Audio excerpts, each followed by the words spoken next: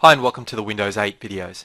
In this video I wanted to talk about managing your photos. What I'll do is I'll start off with the basic way to manage your photos. So if you've got a digital camera or a smartphone, you're going to get access to your photos probably by connecting directly to your computer with the device, and then you can go to the DCIM folder in whatever location and get your photos and copy them to your computer. Your photos are typically going to appear as a .jpeg. Now if you don't have your Windows file extensions enabled on your computer, you won't see the .jpg part. You'll only see the name of the file, and depending where the photo comes from, it could be something that doesn't make sense. It could be just numbers and letters. If you want to enable the extension, I've got another video on how to do that under managing files, but if you just scroll across, typically what you'll see is type, and you'll see that it's a JPG file.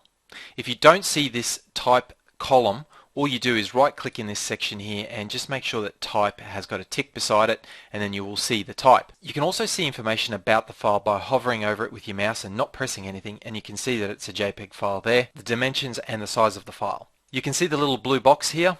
That represents the default program that your computer will use to view the file. So if we double click on Caribbean Beach, you'll see that it opens up under a Metro interface app, and there isn't a great deal you can do. If you right click, you can set it as your lock screen, your app tile, or a app background. You can delete, you can rotate, and you can crop. Crop simply means that you can cut the photo down.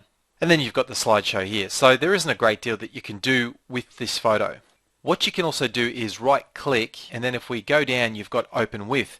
So what we opened with just now was the Photos app. You can also use the Windows Photo Viewer. So if we just click on that, we stay on the desktop and we can skip between different photos if there's more than one photo available in the particular folder that you're looking at. You can rotate, you can zoom, and then there are a few other options up here. For example, you can email this image to someone, you can print, and just a few other extras. And the best part is you can adjust the size, and you can see that we're still on the desktop. You can minimize it if you want as well. What you can also do is right click on it again, and you can open with Paint, or what you can do is edit. Now if you edit, it will also use Paint as well. So it's basically the same thing. Now if you open a photo in Paint, you can then edit it. So we can draw on it, we can add shapes, we can do brushing, change colors of certain things.